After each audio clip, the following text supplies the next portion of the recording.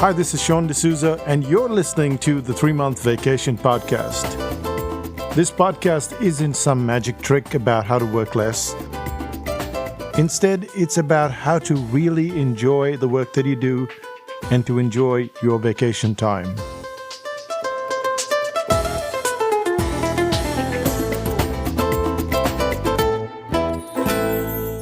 Hi, it's Sean, and you're listening to the 3-Month Vacation.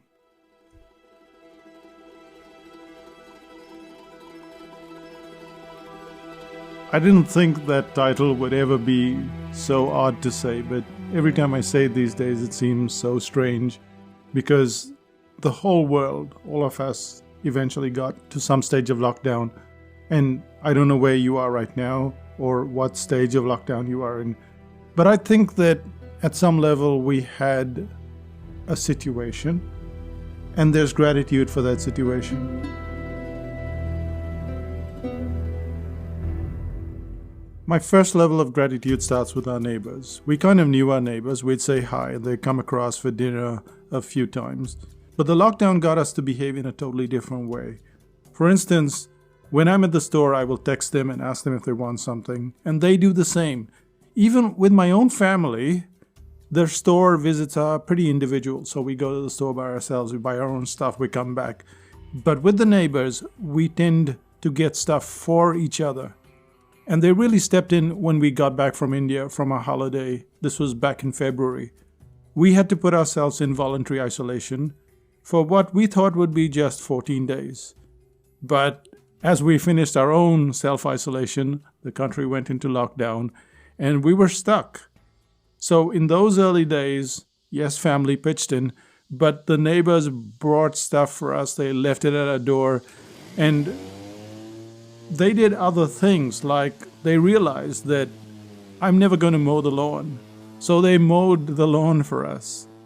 Diane put on her boots and got her electric lawnmower, and she went back and forth until the lawn looked really good. On that front alone, there's a huge amount of gratitude that we've got to know each other so much better.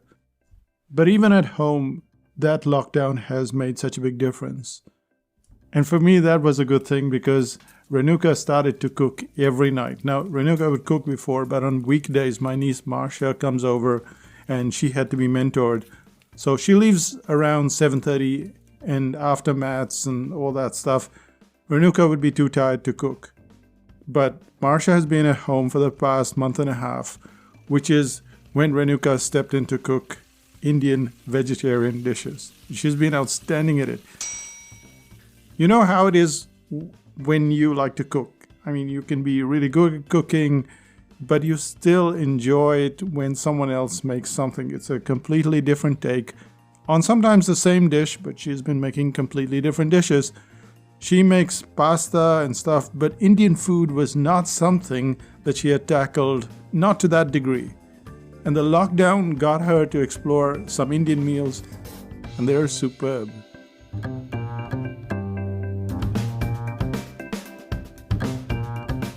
So I look forward to dinner every night and I can't wait to see what she's cooking. Neighbors, food, and then there's the 4 p.m. coffee. Coffee for us is a routine. So is tea, by the way, but coffee more than tea. And we often go to the cafe. Renuka would go by herself sometimes, and I would go by myself. And sometimes in the morning we go together. But as New Zealand went into a lockdown, there was nothing we could do. So we had to have coffee at home, like everybody else did, whoever was drinking coffee, that is. And at 4 p.m., coffee became a routine. We have that Bialetti, which is the stovetop coffee maker, and for some reason that gets jammed. It's the valve or something that gets jammed. Anyway, the routine is I have to show up every day. Show up as in get to the coffee maker and then unscrew it, so that we can brew the coffee and we can have a chat. And then we have half an hour of just a chat. No work, no strategy, just a coffee chat at 4 p.m. But it's not just our personal lives that have changed, but also our business. And for the first time in about 15 years, the article writing course was not filled up. which is acceptable. And right now, I would say it's preferable. So we had about 25% fewer people signing up for the course this year. I wasn't perturbed. I thought a lot fewer would sign up, so it was a kind of bonus. We got to 17 people instead of the usual 25. And strangely, that's the way it's going to be. From now on, instead of 25 people, we're going to have fewer people, because for the first time, while doing a course online, I've still had time for myself. Usually when a course is on, there are so many posts, like 1,000 posts every week. And it's very intense for me. And I never thought about changing it, of reducing the number. We've done it in workshops. We used to have 35 people. That came down to about 20, and then finally we have just 16. But I never thought about it for an online course. And it surprises me.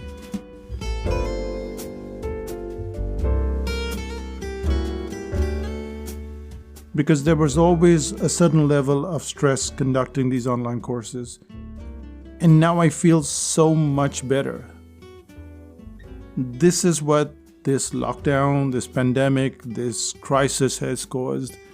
In a way, it has reduced the income, it has reduced the number, it has reduced what we could do or can do. And yet, in some ways, there is an enormous amount of gratitude for it.